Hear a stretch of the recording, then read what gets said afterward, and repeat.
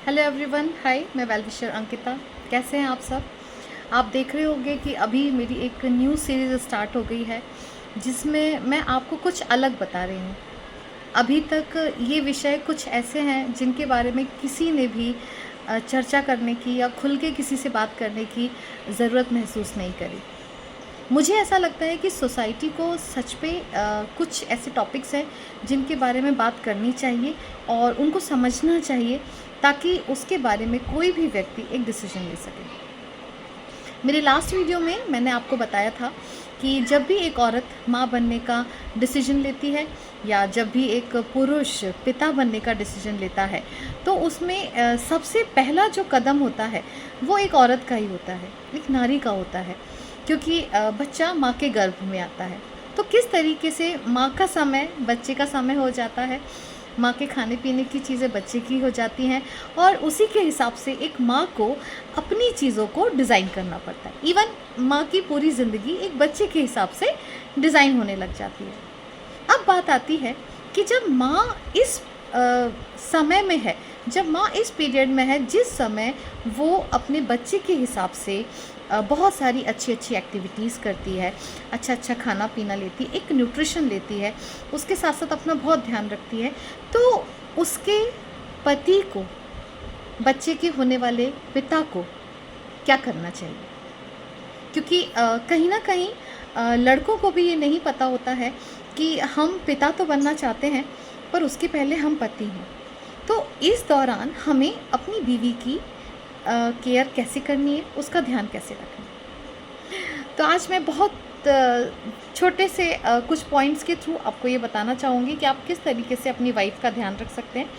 तो सबसे पहला जो पड़ाव होता है वो ये कि आपको अपनी वाइफ को ये रियलाइज़ कराना है कि मैं तुम्हारे साथ हूँ, तुम जहाँ बोलोगी मैं तुम्हें लेके चलूँगा, तुम अगर कुछ खाना चाहती हो तो मैं तुम्हें दूँगा, मैं ला के दूँगा, और अगर तुम्हारा मन है कहीं घूमने का तो हम साथ में जाएंगे।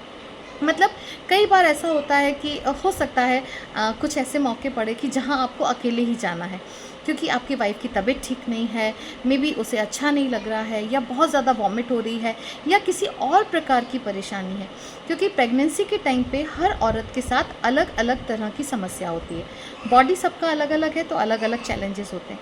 तो पति को सबसे पहले ये करना है कि उसको ये विश्वास दिलाना है कि तुम्हारे साथ साथ मैं भी हर चीज़ में पूरा पूरा हिस्सा लूँगा, पूरा पूरा भाग लूँगा। अगर तुम जहाँ नहीं जा सकती हो मैं भी नहीं जाऊँगा। हाँ, अगर कंफर्टेबिलिटी इतनी ज़्यादा है, अंडरस्टैंडिंग ज़्यादा है या बहुत अर्जेंट कुछ ऐसा है तो बिल्कुल आप जाइए। लेकिन स्पेशली कि हम घूमने जा रहे हैं या हम किसी पार्टी में जा रहे हैं या किसी ऐसी जगह जहाँ पे वाइफ को भी जाने का मन है और वो नहीं जा पा रही है तो हम ऐसी जगह पे जाना अवॉइड करें। दूसरा, अपनी वाइफ के खाने पीने का ध्यान आपको रखना है। आपके घर में बहुत सारे लोग होंगे लेकिन एक एटीट्यूड जो लड़कों में बेसिक है इंडिया के अंदर, जो मैं 60% लोगों की बात कर रही हूँ। आज बहुत समय बदल चुका है, लड़के अपनी वाइफ का बहुत ध्यान रखते हैं और हर तरह से वो उनकी प्रेगनेंसी को एंजॉय करते हैं, और लड़की भी लड़के भी दोनों। लेकिन कई जगहों पे ये नहीं है, तो उनको मैं बताना चाहूँगी कि आपको ऐसा लगता है कि आपके परिवार में बहुत सारे लोग हैं और आप उनके भरोसे अपनी वाइफ को छोड़कर चले जाते हैं। मैं जानती हूँ वो आपके माँ बाप हैं, मैं जानती हूँ वो आपके भाई बहन हैं, लेकिन लड़की एक पति के भरोसे अपना सब कुछ छोड़ कर आती है और अपने पति के ही भरोसे, क्योंकि माँ बाप तो आप दोनों बन रहे हैं ना, तो एक दूसरे के भरोसे ही इस नए जीव को भी, इस नई जान को जन्म देना चाहते हैं। तो अगर हम दोनों ही पेरेंट्स बनना चाहते हैं तो फिर किसी और के भरोसे क्यों हम अपनी वाइफ को छोड़ें। अगर अपनी वाइफ को दवाइयाँ देनी है तो वो आप दीजिए, आपके बीवी के लिए आपको फ्रूट्स लाने हैं तो वो आप लाइए, उसका इनिशिएटिव आप लीजिए। क्योंकि कुछ रिश्ते समाज में बहुत ज़्यादा इनको वैल्यू नहीं दी गई है, इनको बहुत ज़्यादा परिभाषित नहीं किया गया है, और उसमें एक बीवी का ही ओहदा ऐसा है जहाँ पे उसको बीवी होने का सम्मान या जो उसका वजूद होना चाहिए वो नहीं मिलता है। वो एक फैमिली के लिए आती है और उसी फैमिली के साथ वो अपनी सारी चीज़ें करती है।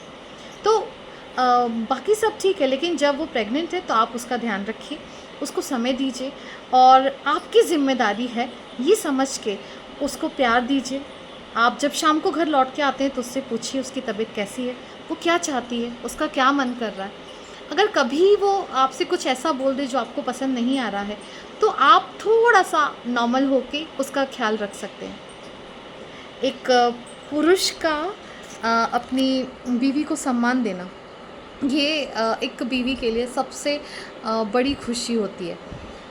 आप लोगों ने आप बहुत सारे वीडियोस देखते होंगे मेरे, मैं कई सारी बातें आपको बताती हूँ और मैं वो बताती हूँ आपको जो मुझे जेन्युइन लगता है।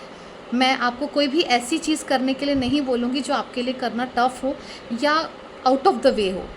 आपको परिवार में रहते हुए ही अपनी बीवी का ध्यान रखना है। और सबसे इम्पॉर्टेंट चीज़ जो एक औरत को चाहिए होती है वो होती है रिस्पेक्ट और प्यार। अगर ये दोनों चीज़ें आप उसे पूरे 9 महीने देंगे, साथ ही साथ अगर कभी वो आपसे कुछ ऐसी बातें कर रही है जिसमें आपको ऐसा लग रहा है कि नहीं यार ये कुछ ऐसा बोल रही है जो शायद मुझे पसंद नहीं है, लेकिन फिर भी आप सुन लेंगे, तो वो सिर्फ अपना मन हल्का करती है। वो आपसे अगेंस्ट में कुछ भी नहीं चाहती कि आप उसकी किसी भी प्रॉब्लम का सल्यूशन दें।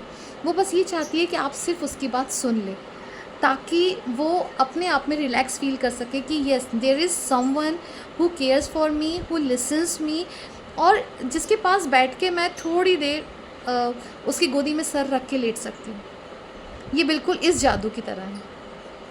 तो अगर आप अपनी वाइफ की केयर करना चाहते हैं तो सिर्फ इन कुछ बातों का ध्यान रखिए, क्योंकि एक आदमी को खुश करने के लिए औरत न जाने क्या क्या करती है, उसके पूरे परिवार को संभालती है और ऐसे अनगिनत सेक्रीफाइसेस जो शायद मैं अभी सारे नहीं बोल सकती।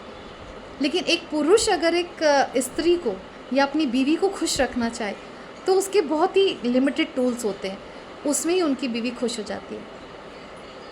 और मेरा वीडियो सुनते समय आप प्लीज़ मेरी बातों को बहुत सारे केसेस से कंपेयर मत करिए, क्योंकि आपकी बीवी प्रेग्नेंट है और अगर आप दोनों ही माँ बाप बनना चाहते हैं तो सिर्फ आप दोनों एक दूसरे के लिए हैं। दुनिया में बहुत सारी बातें हैं, अलग अलग टाइप के लोग हैं, सबकी लाइफ अलग अलग है, सबकी कंडीशंस अलग अलग हैं, लेकिन सबसे कंपेयर करते रहेंगे तो हम अपनी ज़िंदगी नहीं जी पाएंगे। तो मैं सिर्फ इतना कहना चाहती हूँ कि आप अपनी बीवी को देखिए, वो जैसी है वैसे देखिए और उसका ध्यान रखिए, क्योंकि ये 9 महीने अगर आप उसका ध्यान रखेंगे तो आपका बेबी एक खुश मन से पैदा होगा। और अपने बेबी को भी अच्छे आचार विचार दीजिए तो आपका बेबी बहुत प्यारा और बहुत ही क्यूट और एक अच्छी आचरण के साथ आएगा, क्योंकि आपको पता है एक बच्चा इंडिया के लिए बहुत बड़ी एसेट है। तो thank you so much for listening me and I hope ये वीडियो आपके लिए बहुत अच्छा हो। अगर आप एक पिता बनना चाहते हैं तो आपको ये पता होना चाहिए कि आपको सिर्फ पैसा कमाने पे फोकस नहीं करना है। सिर्फ पैसा ही एक औरत को सुख नहीं देता है। पैसे के अलावा बहुत सारी ऐसी बातें, भावनाएं, एक छोटा सा जेस्चर, सिर्फ अगर आप उसके माथे पे हाथ रख देंगे तो शी फील वेरी ग्लैड। मतलब उसको इतना अच्छा लगेगा कि आप सोच भी नहीं सकते कि सिर्फ आपने उसको ऐसे टच करके पूछ लिया तुम कैसी हो। ये कुछ शब्द ही उसके लिए एकदम एनर्जी की तरह काम करेंगे। तो बस अगर आप पिता बनना चाहते हैं तो इस पे ज़्यादा फोकस करिए, पैसे कमाइए। मैं ये नहीं कहती पैसे के बिना कुछ नहीं, पैसे के बिना तो कुछ है ही नहीं, है ना, हर चीज़ के लिए पैसा चाहिए, लेकिन इतना भी पैसे पर फोकस मत करिए कि अपने घर की सुख शांति और जो एक दूसरे को हमें प्यार देना है, एक दूसरे को जो समय देना है, उस पे से ध्यान हट जाए।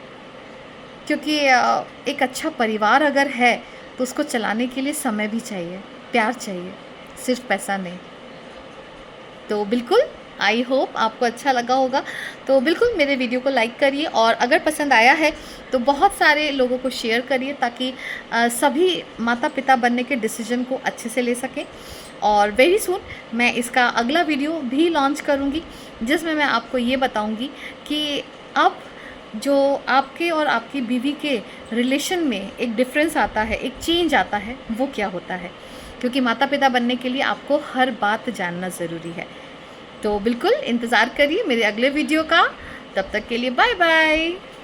और God bless you all. Thank you so much.